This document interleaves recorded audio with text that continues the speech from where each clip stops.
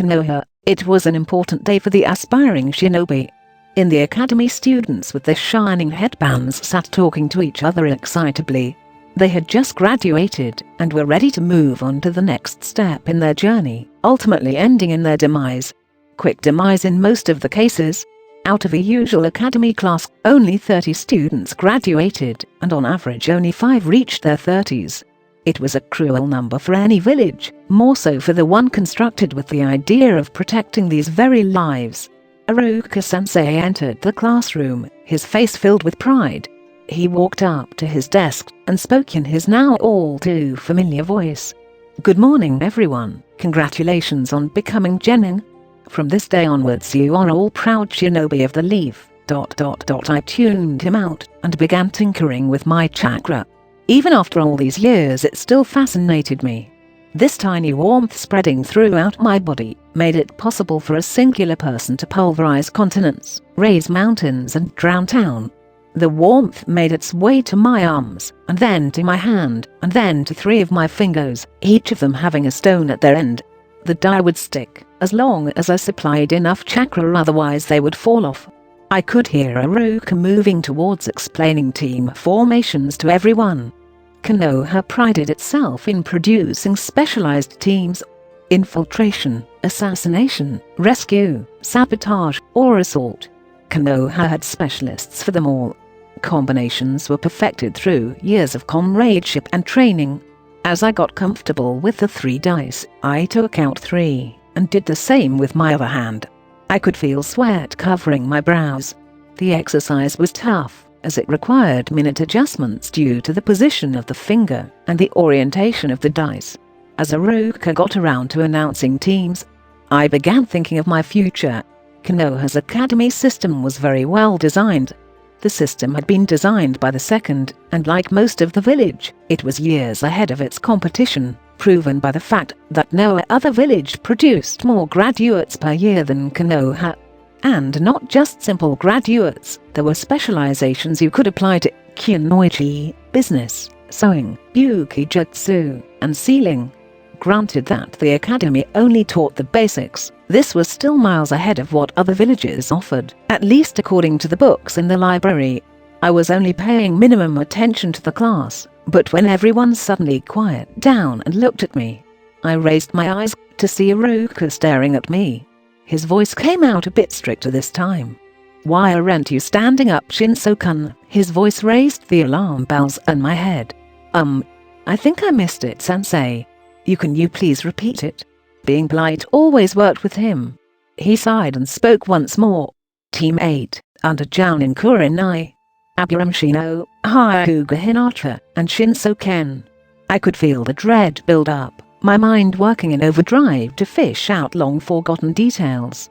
Plans were made and discarded as I got up slowly and joined my 2 prospective teammates at the door. "Shinso-kun," I heard Iruka calling my name, hopefully admitting his mistake in calling my name. I turned around to see him holding his palm towards me. "I think you dropped these." I looked and found 6 dice, held out towards me. I took them and thrashed them inside my pockets, moving outside the class.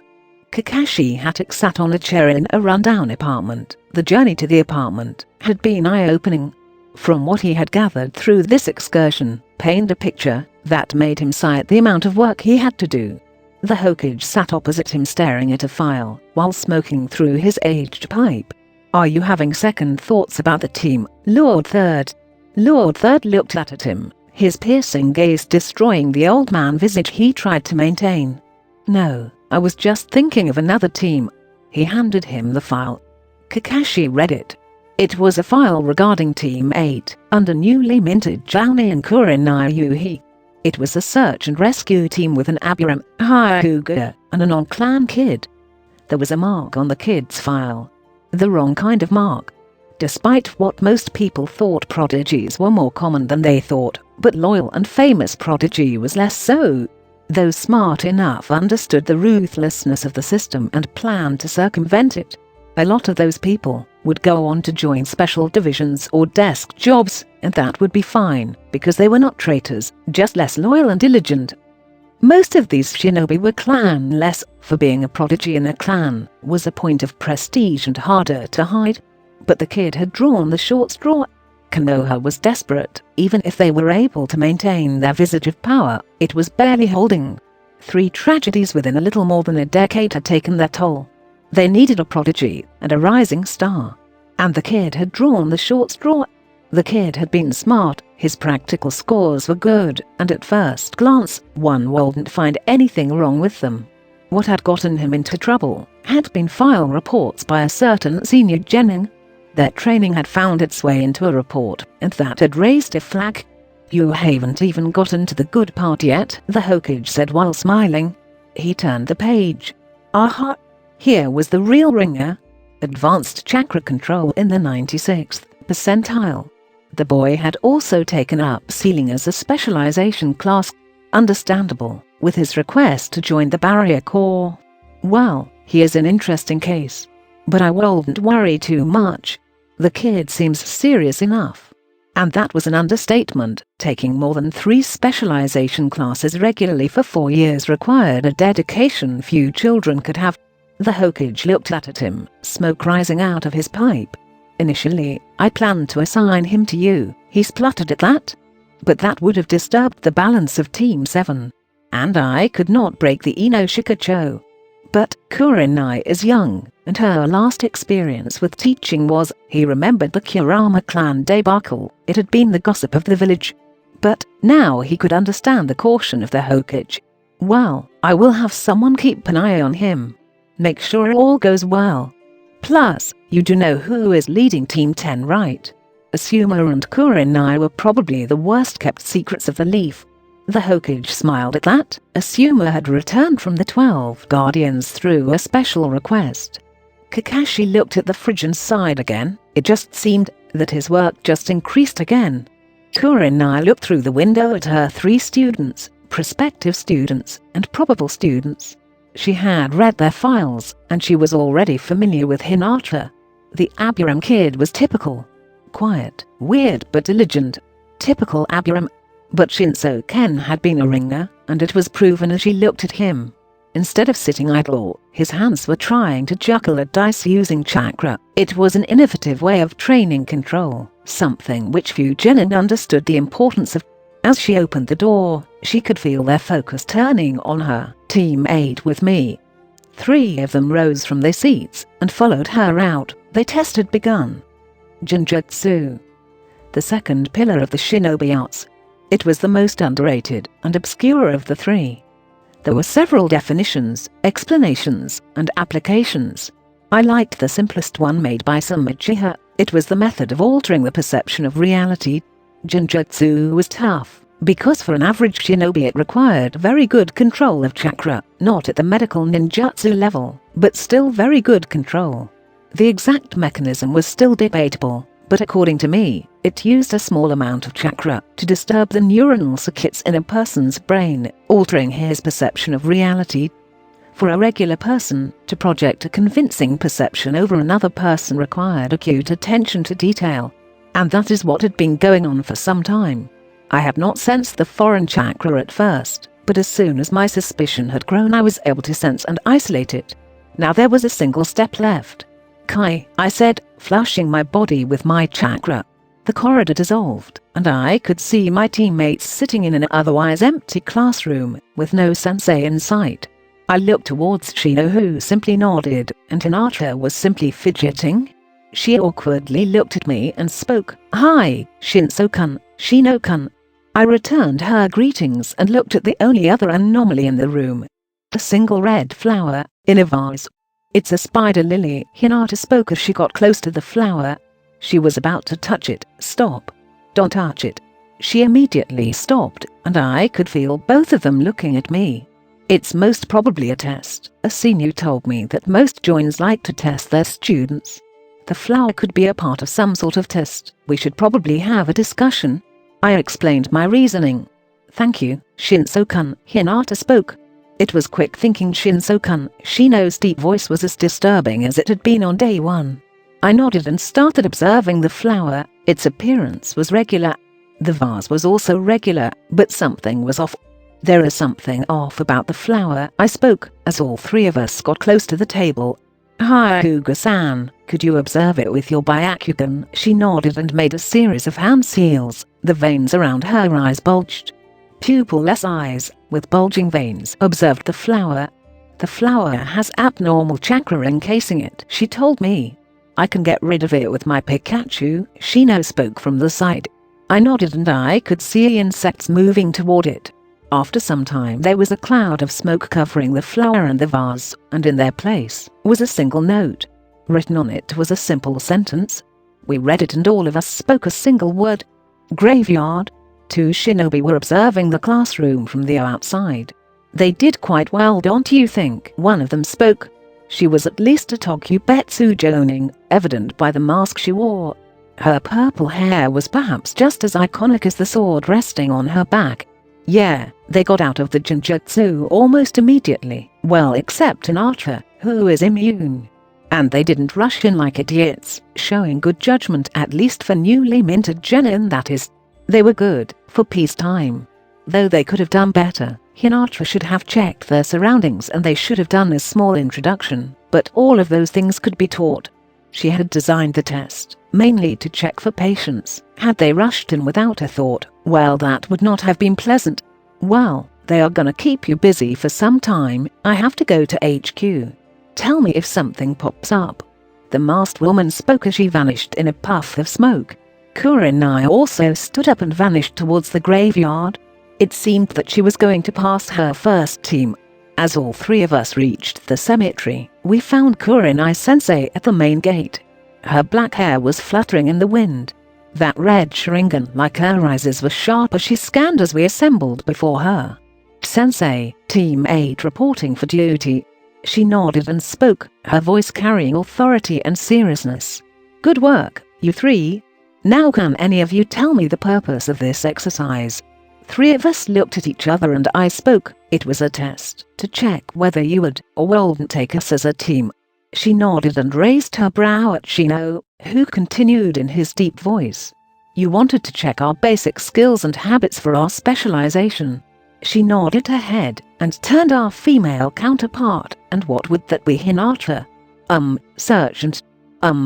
Search and rescue. We are a squad specialized in search and rescue. Good. All of you pass. My name is Kurenai Yuhi. I am a jounin with a specialization in Jinjutsu. Now let's have some introductions over a nice meal. Her tone became lighter as she said those words. A small smile came across her lips. Well, this was going to be a roller coaster of a ride. Goodbye easy life, and welcome to drama. Abiram Shino was panting on the grass. Hinata handed him a water bottle, which he took with a muttered, thank you. His spar with their sensei had been illuminating. He had understood the gap between himself and his sensei.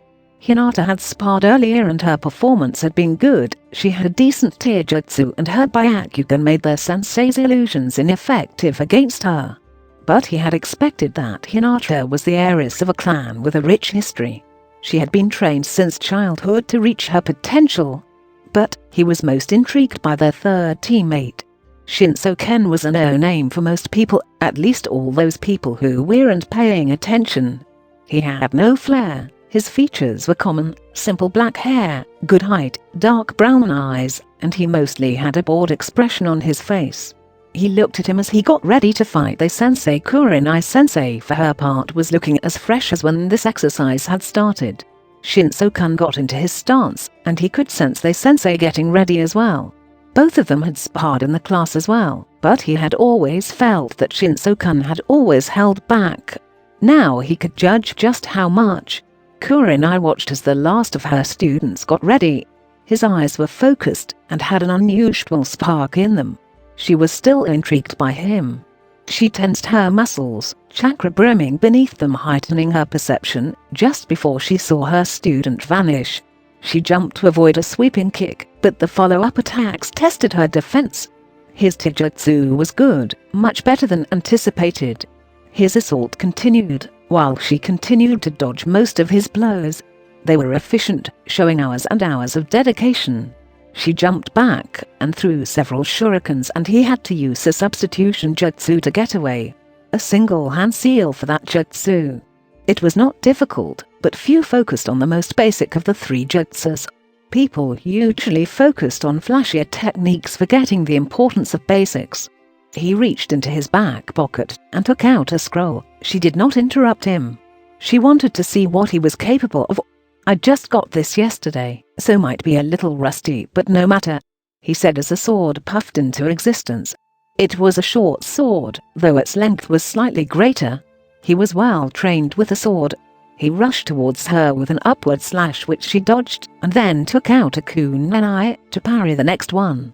This continued for some time. The clash of metal, or as both of them were locked in a clash, and she was about to overpower him.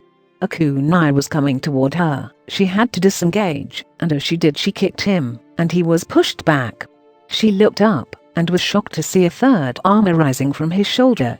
"That took more out of me than I thought," she could hear him mutter to himself. The arm vanished as he pushed the sword back into the scabbard at his side. She readied herself. She could feel chakra gathering at his feet. It was giving out a thrumming voice. She saw him smirk and speak in a clear voice. "Ninpo." Bankai, and he vanished. But instead of rushing towards her, she saw him colliding with a tree. She smiled, seeing him rubbing his head as he got up. "Since when have I been under a Jinjutsu, sensei?" He was still trying to get up when the tree behind him suddenly started falling. He looked back and looked proud of himself. "Well, at least the technique works." She was shocked. A clean cut against a chakra tree was difficult. This probably involved both shape and nature manipulation. She needed to re-evaluate him. He picked up the sword and put it back into the scabbard. The match was over. She had gotten a good measure of her team. Hinata was just as she remembered her. She was shy and hesitant. Her taijutsu was good, yet she lacked the aggressiveness of a shinobi. Her attacks were good if not simple, but she was solid overall. Shino was another clan kid. His taijutsu was solid, and his grasp over his clan's special Kekkei Genkai gave him a special edge. She would just have to push him to be more open. But she had been impressed by Shinso the most. The boy was checking his sword as he sat along with Hinata and Shino. She had expected him to be at the level of a clan kid. For most initial ninjas, that were considered good enough. Without a clan or ninja relative, it was difficult to adjust to the life of a ninja. He was not able to just match but surpass other genins. His age was something he should be proud of. She moved towards them, and they sat straighter. It was a good spar. All three of you showed a good range of skills. There is much that can be improved on, but for today that is enough. From tomorrow Team 8 will start taking missions. Plus, I want each of you to think about what you have observed from today's exercise, and what you would like to improve on. We will discuss it tomorrow as well. All of them nodded. "Yes, sensei." She smiled and dismissed them for the day. She had a lot to think about. Kakashi stared at the book in his hand, barely keeping up with the voices around him. "Have you heard about Mizuki? Isn't that a shame? Did the gossip mill ever stop?" He looked opposite him at Leaf's worst-kept secret. Asuma and Kurenai were probably seconds from jumping into a bed. "So how was your team, Asuma?" he asked. He had gotten lucky, all clan heirs with well-established combinations. He was damn lucky. Asuma and Kurenai seemed to finally remember that they were not alone. Asuma coughed, probably from inhaling some smoke from that cigarette. Cough. Cough. "Well, they're good. Peacetime good but still good," he remarked as Kurenai handed him water. Peacetime, and wasn't that the biggest joke he had ever heard? There was no peacetime, only because no large-scale invasions were going on. Did it mean that there was peace? That there was no shinobi fighting? It was a lie that the higher-ups used to reassure the people. The world was always resting on a knife's edge. Well, that was to be expected. "What about you, Kurenai? How was your team?" He remembered his discussion with Lord Third. Kurenai looked at him, her eyes squinting as adopted a thoughtful expression. "Do they teach special classes on control and nature manipulation in the academy these days?" "They should cover control but I don't think they cover anything beyond basics regarding shape and nature manipulation," Asuma replied as he leaned forward to look at her with questioning eyes. "One of my students used a special technique. It was something of an ijutsu." And now Kakashi understood the reason for her question. "It probably involved some shape and nature manipulation." Asuma had his brows knit together. "Is he from a clan?" She shook her head and looked straight at him. "Could he be from there? There is another of Konoha's taboos. Well, there has been disbanded for some time, and I can confirm both officially and unofficially that he is not from there." He could see her visibly relax. The tension left her shoulders. "Well, go on, don't leave us hanging. Tell us more about this prodigy of yours," Asuma said as he ate. "Well, he attacked me. He listened closely, noting the information for reference. By the end of it, it seemed that there was a new star on the rise. His thoughts went back to the cluster K. That was his team, and he groaned. It seems that he had been unlucky. Let's just hope they could learn. I was walking towards my apartment. 2 packets of groceries were in my hand as I made my way through the bustling street. I still had to go shopping for my new gear. The shops around me sold their wares, clothes, weapons, food, and various other knickknacks. One of the biggest benefits of being good at seals was money. I had been learning sealing for around 5 years now, and only during my final year had I been able to make storage and explosive seals. This was a source of income for me. The village supplied me with a monthly order and equipment, and I would complete it. The money wasn't very good, but for an orphan, it was a godsend. It helped me buy my sword and have a good diet. I reached my apartment. It was a 3-story building, and my apartment was on the lowest floor. I opened the door and went in. It was time to make dinner. As I was making dinner, my thoughts went to my new team. My request for barrier core had been denied, and that was a rarity. From what I had observed, it meant one of 2 things. Number 1, the barrier core had rejected it. This was highly improbable. My marks were top of the line, and I passed all the requirements by a mile. Number 2, the Hokage intervened in my case and rejected my request. This was the more likely scenario. But the question here was why. Well, there was no use in crying over it now. Team 8. I had not thought about what to do now. I was confident in my abilities, but in a team, you had to look at the big picture. All 3 of us were somewhat skilled and quite hard-working, so that would not be an issue. Well, what to do? There was a knock on the door and moved to open it. Standing outside were 2 genins. One of them was wearing a green spandex suit, and his thick eyebrows were quite distinctive. The Kinoiji was holding a box. She was smiling from ear to ear. "Congratulations, Shinso-un," Ten spoke as she handed me the box. "It probably had a small gift." Lee gave me his signature thumbs up. "I did not expect anything less. Shinso, your time to shine has finally come. Now we can compete as comrades." I smiled. Lee had been my friend since the academy's first year. Both of us would train late into the evening at the same training ground. We were both just 2 children whacking away at some wooden poles. After some time we started helping each other. He helped me in taijutsu, and I helped him in his theoretical studies. Ten had been someone I had met during sealing. She was the only person other than me who took them seriously and consistently. All 3 of us had no clan, and no family in mine and Lee's case to look out for us. So, we looked after each other. "Thank you, I was just making dinner. You should join me." I invited them into the apartment. We wouldn't want to impose. Ten was about to refuse. "I insist, I was planning on inviting you guys.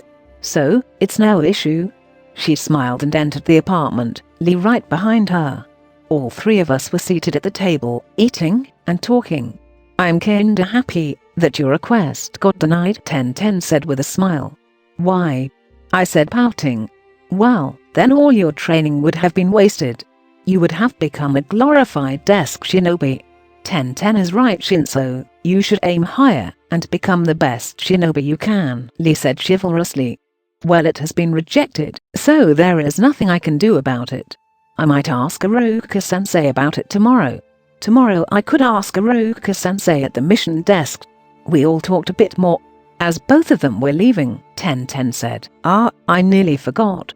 Father said that the special sheath you mentioned will be ready by tomorrow, so you can pick it up in the evening. That was good. I had spent nearly all of my savings on this. This was something I had worked on for some time. It was the culmination of a large amount of brainstorming. This was more important than the sword. I thanked her. Are we still meeting up on the weekend? I asked. Of course. Guy-sensei also wanted to congratulate. Okay, see you Sunday. The third Hokage looked at the team standing in front of him and felt hope. This was probably the only good part of this job. He had made it a tradition for Hokage to be present during the initial mission of every team. It gave him hope to look at the next generation, waiting to take their first steps in taking over the mantle from the old guard. He liked to see their hope, their determination, and their dreams. Team 8 reporting for duty. Kurinayu, he spoke. He was happy to see her. The Kurama clan debacle had held her back and tainted her reputation, but he knew of her skill and determination. She was young, and there was much for her to learn, but she was ready for the next step. She will teach them, and they will help her grow past her limits. Congratulations on becoming Genin. I can see the will of fire burning bright in the next generation. Thank you, Lord Hokage, they said in unison. As the mission was issued, and they were about to leave, he spoke once more. Genin Shinso can stay. The Genin in question perked up at the order. Both his teammates were looking at him. He nodded at Kurenai, who ushered them out of the room. Now, for the first time, he observed the Genin himself. His appearance was nothing special, though his chakra was intriguing. He was not called the professor for nothing. His senses expanded, encompassing the boy in question, who was rather nervous. He was surprised by the amount and sharpness of the chakra. The boy's reserves were way above average. But what was more shocking was the sharpness. It meant that the boy had training in nature manipulation and was very advanced in such training. Genin Shinso, you had requested to join the Barrier Corps, he said while reining in his senses. The boy was also a budding seal master. Few had the finesse to learn sealing, more so before becoming Genin. Yes, Lord Hokage. But it was rejected. The boy's voice had a hint of wavering. Perhaps he had been too harsh on him. He continued to stare at him and then smiled. Yes, I rejected it myself. He was amused to see the boy's startled expression. May I ask why, Lord Hokage? The Hokage was once again staring at me, his presence thick in the room. One look and I could understand why that man had been so feared. His chakra was thick like an ancient tree, solid, immovable, and imposing. He had lived through the changing of the eras and survived all the world had thrown at him. The village considers you a valuable asset and wants you to achieve your full potential. Do you understand? Of course, Lord Hokage. While Jounin Sensei is well versed to teach their students, if a student has special needs, they can request for material through their senseis. He had a small smile on his face as he said that. This was new to me. I had not heard of it, but it made sense. More so, in my case. I nodded my head. I understand. Thank you, Lord Hokage. You are dismissed. I left the office going over the conversation in my head. I finally understood why my request was rejected. It seemed that Konoha needed a ringer. A statement piece. Konoha was famous for its specialized teams and various clans, but it was feared because of its prodigies. Prodigies. Monsters. Legends. Those shinobi who break the system. They may vary in their methods, their ages, or their specialties, but they were statement makers to the rest of the world. Attack us and we will unleash upon you their wrath. The Yellow Flash, White Fang, the Professor, the Sannin, the Teleporter, Hound, the Little Crow. I sighed. Could I become as strong as those legends? I was strong. I may not be a genius like Little Crow or Hound, but years of hard work and unrivaled imagination paid off. Perhaps the bigger question was, did I want to? More so, did I have a choice? I exited the building to see my team waiting. Thank you for waiting. So what is the mission? Sensei spoke first. It's a D-rank mission. It's a request to repair a house. Well, here we go. In another corner of the village, a man and a boy were playing shogi. The man wore a Jounin vest, but the most remarkable thing about him was the red sash around his waist with the kanji of fire on it. It represented service to the fire daimyo. He was smoking as he looked at the board. "Hey, Shikamaru. Do you know anyone named Shinso Ken from your class?" The boy with pineapple hair opposite him perked up at the question, quote, "Why do you ask, Asuma-sensei?" "Nothing, it's just that my friend is his sensei, and she was talking about him. I just wanted to know your thoughts." "So do you know him?" "I know him all right." "And well, your friend is in for a shock," the boy said, while shaking his head. "Why is that?" Asuma asked. "Well, let's just say his metrics are quite skewed." "Metrics? I don't get it," Asuma asked while frowning. "It's how you measure yourself against the world. Measurement units." "Well, let's just say his metrics were." The older man frowned at his students' words. Putting them in the back of his mind, he returned his attention to the game.